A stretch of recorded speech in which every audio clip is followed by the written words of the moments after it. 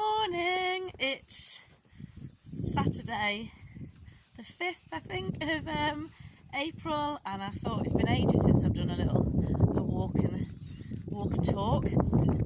So today's the day, because I'm on my own for a little bit. The boys in my life have gone off to forest school with our wonderful Debbie and Tony in Enniskillen, and oh, it's a wonderful place. So and the reason I'm not there is, we normally all go together, is because we have a lamb who was 3 days old yesterday. He's 4 days old today, pigs him, and his mum didn't have any milk and his twin died, and so I was asked if we wanted to look after him, which means bottle feeding him every 3.5, 4 hours or so. He's lovely. Here's my other new babies.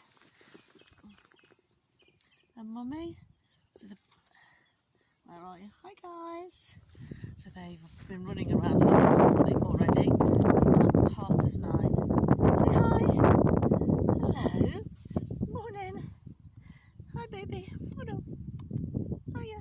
This is the little boy.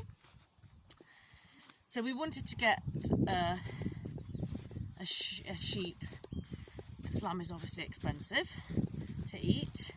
And so I suppose an easy way of getting one. This is the reality of the life we're living, which I'm still struggling with. The reality is then, here he is, I can hear him. If you've managed to get one from if one's an orphan, then hello, here he is. He has the runs. We've put him in this crate because, here he is. I don't know if I can rest this. We've put him in this crate, and I'm just now... Oh, hold on. I'm going to try and bottle feed him a little bit, which works well because he's just really hungry. And what he does... Oh gosh, this is great camera skills. Oh gosh. I'm going to try and put you here. Where are you? There we go. Oh, this is wonderful. This is a wonderful video for everybody. Oh gosh. Here we go. Oh, there we go. He's on. So he he was one of our neighbours' brothers, I think. And so she had no milk. He's lovely, and he's so friendly because obviously he's not got a mummy. Even our goats aren't as friendly as he is, but I suppose when you're feeding them, they know who's feeding them, don't they? So now we're thinking, because actually it might make sense to get a ewe, because this is a boy, to get a ewe in the same position if we can, and then we can have them as our breeders, and then we'll be able to get meat from them, which we know has had nothing added into it whatsoever. And in an ideal world, we were hoping that we'd be able to feed... Oh gosh, sorry April. That we would... Oh, here we go. That would have been able to feed him the goat's milk, but she's only... The goats, they're still less than 2 weeks old, 2 weeks old tomorrow. So actually we couldn't really get much milk off her yesterday, not as much that would then, feed him as much as he needs to drink right now. So then if we could get a ewe and a ram, then we can then have babies every year, which we know then is pure clean meat.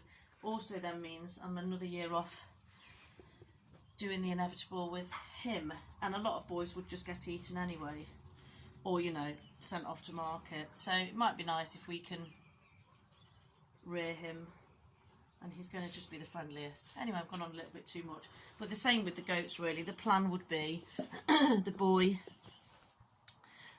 would end up on our dinner plate, and I really struggle, but he'll end up there, because then we know that we're having really clean meat, and a lot of us know the stuff that is getting put into meat. In America, I don't know if it's in now, but they're putting it in 4 letters of something that gets popped in them that we don't want in our food supply. So we're kind of another step closer now for that happening. And the chickens will be the same if we get boys. that you can't have many roosters together. So you either give them away, you'd kill them at a young age. A lot of people would kill the roosters quite young because it costs you to feed them. Whereas actually we may as well give them a good life here, not put anything in them, and then oh, he's a thirsty boy, not put anything in them, and then give them a longer life than what, you know, than just putting them down straight away. Anyway, it's all tricky. I find it really tricky, but it is life, and I think we all need to get back. Not all of us, it's up to you what you do, but I personally think it's better to get back to living how we should have lived. How we should have lived, and knowing where our meat comes from. That actually, yeah, it does come from something as gorgeously cute as this. Him trying, he keeps ramming me because he's trying to make me produce him milk. Like the goats will knock at the mum's udder, so he keeps doing that to me. I don't actually. It's wonderful. So he's doing it. Is it hey, morning cottontail? Let's see if I can show you. There you go. So in there, headbutting, and it just stimulates the milk. So this is what he keeps doing to me, and to our little boy. He keeps trying to stimulate milk from us. I'm just hoping in a few days' time, as quick as the goats have come on, that he's going to come on, and then he'll be playing with the goats. We put him in the crate in there, hoping that then, because we don't trust the goats fully yet, so we don't know if they would just try and ram him. So we thought if we put him in the crate, they get used to him being there. Well, the goats, I came up at 10 o'clock last night to give him a feed, and the goats were just asleep on a, well, not asleep, but on a mat. They didn't want anything to do with him. So we think we might put him in the barn tonight, so that at least the goats can sleep in their actual house. But look, oh, you're the same size, April. Good girl. April sees anything like this as instant prey, and if he ran away from her, then April would just chase him, and I don't think he'd do anything to her, but she'd just chase him down, and I don't know what he would actually do then. I'll go and show you the chicks. So these are all then 2 weeks old tomorrow too. So I suppose I've covered why we'll be eating. I know there's lots of people that don't eat meat out there, and I know it's really hard to think that when you've, you know, when you see them like this and they're just so hi, lovely and tiny and fluffy and squeaky. I don't know what I can see there because I've just got milk that's dribbling down. But I mean, these are growing so fast. And last year when we had them, they tried to all escape through the little gaps in the edge, but they've not done that this year, so that's great. And I think now they're too big, actually. I think they're a little bit too big to do that, so this is wonderful. I mean, look, his feathers are changing, his wings changing so much. Oh, our dog's chasing cars. Anyway, oh, he's on his own. He's on his own and he's bleating. Hi, baby. Oh, he needs his mummy. I wish my goats would just accept him. Here he is. Hi, buddy. No, and then he wants to now start headbutting me. Hi.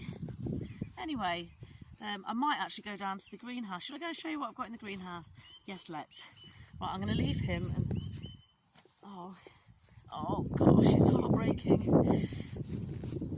I've been my frowny face on some of the videos when they're kind of on the pause on YouTube. They've picked the most awful picture when my face is like that, which is just really kind of them. So then that's the image. But yeah, and I'm not doing this video, just to let you know, I'm not doing these videos for likes and all of that kind of stuff. I'm just doing them just to show, like, maybe like a normal person doing this kind of stuff with no idea of what they're doing. Never would have lived this life 5 years ago. It was never a dream of mine to live this kind of life. I was so in the system. It's a part of me. My little boy didn't go to school, actually, pre-2020. He wasn't going to go to school. But that was more because I knew he wouldn't sit still at school and he'd get labelled. I mean, everyone, when he was like 2 or 3, oh, has he got ADHD? Now he's like a boy and he's 2, and I refused to put this label on him because he just couldn't sit still. But actually what they're quick to do these days, aren't they, is just label them, get them on some medication. You know, you find that the boys will zone in on TV, so then you just give them a screen because that calms them down, whereas actually what they need is to be outside. They don't need the screen to be calming them down because it isn't calming their brain down.